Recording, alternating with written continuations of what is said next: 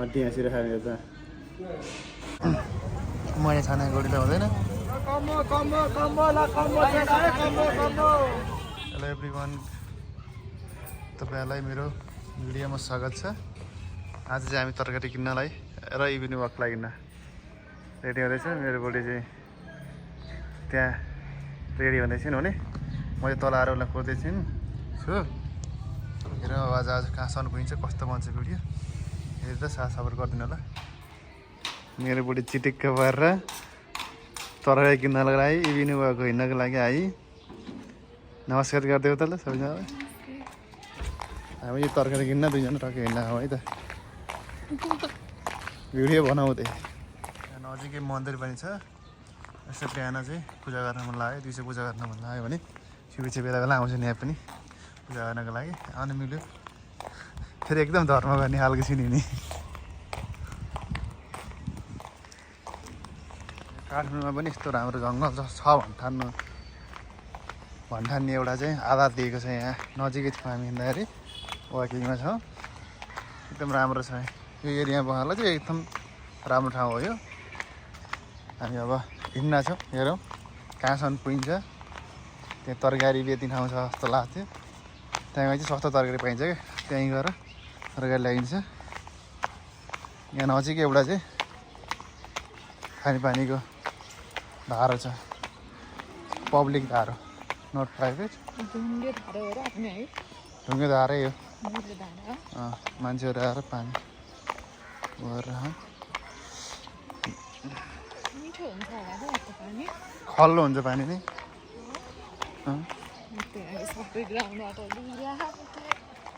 यो हाम्रो जियोलोजीको बोली हो, ग्राउन्ड वाटर बिग्रियो भने यहाँको पानी चाहिँ अलिक खल्लो हुन्छ है। त्यस्तो खासै मिठो हुँदैन, तर जे भयो भने पानी चाहिँ छ। यहाँ मान्छेहरूले धेरै थापेर लान्छन् खानेपानी। मन्दिर मान्छेहरूले केही पाएन भने मन्दिर बनाइदिन्छन् कि सार्वजनिक जग्गामा, केही पाएन भने मन्दिर बनाइदिने चलन छ। शान्ति टोल भन्ने ठाउँ हो, टक्क लगाएर हाम्रो नम्बर निस्केपछि यो शान्ति टोल भन्ने ठाउँ आइदिन्छ। एकदम फोहोर छ कि एरिया चल्दैछ अहिले नखाउँ।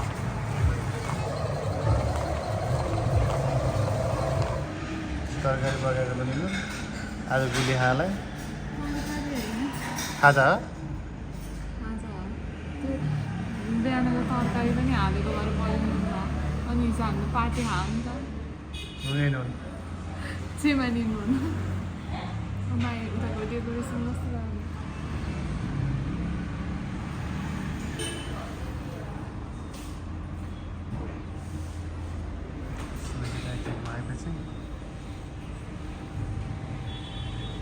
फर्स्ट टाइम होइन आयो हड्डी हाँसिरहेको खाने त अस्ति बर्थडेमा आएको हो त म। नयाँ नयाँ चिज खाने, भेराइटी खाने भनेर गएको। हेर के हुन्छ अब।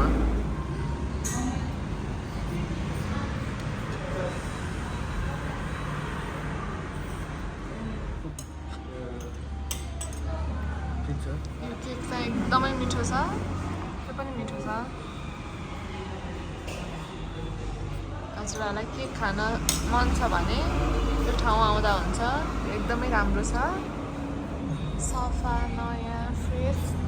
केकको खोजीमा हुनुहुन्छ भने कृपया हाम्रो भिडियो हेरेर आउनुहोला।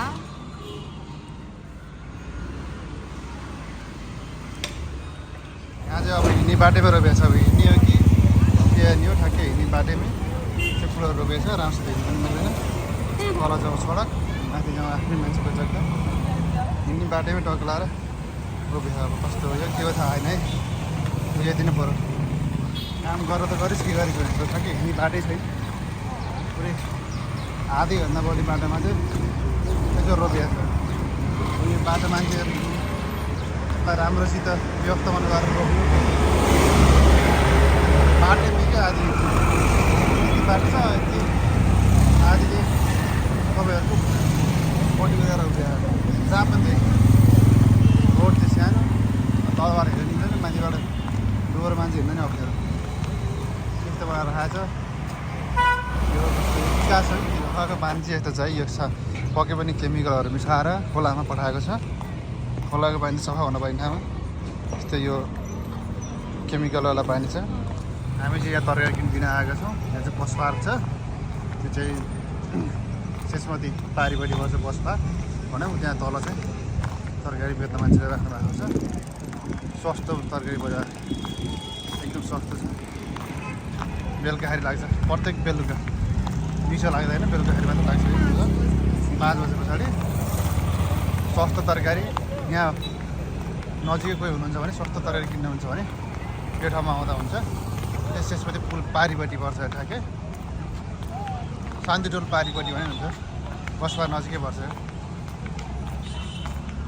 चाहिँ नुवाकोटतिर जाने बसहरू आउँछ है। यो ठुलो तरकारी बजार भन्दा नि सानै सानै छ, ठुलो छैन।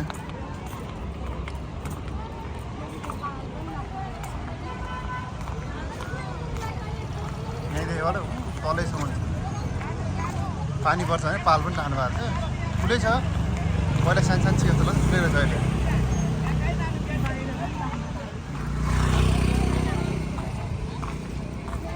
हामी चाहिँ अब यहाँ तरकारी लिएर घर जान्छौँ, तरकारी बगेर खान्छौँ। मान्छे भिड एकदम छ। गोडीमा छान्दैछन्, मैले छाने गोडी त हुँदैन, त्यही भएर गोडीमा छान्दैछन् आफैले।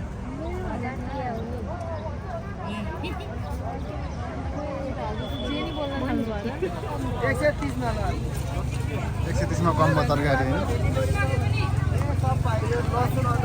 यहाँ चाहिँ 130 मा 1 किलो कम्बो, जे पनि लानु पाइयो।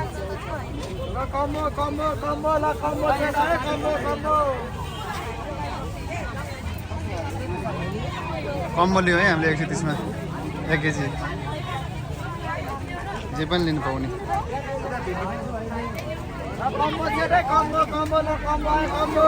पानी पर्ने मौसम चाहिँ भइरहेको छ। हामी चाहिँ तरकारी किनेर फर्किएको रुमतिर। अब रुम गइन्छ, शुभेच्छाले पकाउँछु नि, म खान्छु। पकाउनु तयार छन् शुभेच्छा। फेरि मेरो चाहिँ काम खाने मात्र है, फेरि पकाउने काम चाहिँ होइन। पुरै अन्धकार छ माथितिर, बदालहरू आएको छन्। खोला परेको छ, म्याङ्गो रहेछ अरे यो। अब अहिले सिजनको म्याङ्गो होइन, आफै विचार गर। रुममा आइपुग्नु त पानी पर्ने सक्छु हो। त्यही पनि मलाई चियाको तल लाएर रामभाइलाई कल गरेको। रामभाइ चाहिँ दिदी कोठा गएको रहेछ। रामभाइ दिदी कोठा गएको रहेछ, त्यही भएर म एक्लै अब चिया जाँदैछु। पानी अब चिसो मौसम छ, पानी पर्ला होला जस्तो भइरहेको। चिया खाएर म फर्किन्छु अब।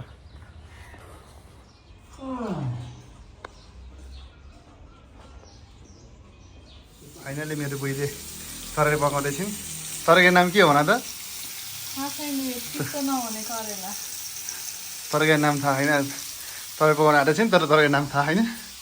हेर्नु कस्तो मिठो बनाउँछिन् तरकारी। यो अब हामी खाएर टक्क छुट्छौँ। सकियो आजको भ्लग। हेरिदिनु भएकोमा सबैलाई धन्यवाद।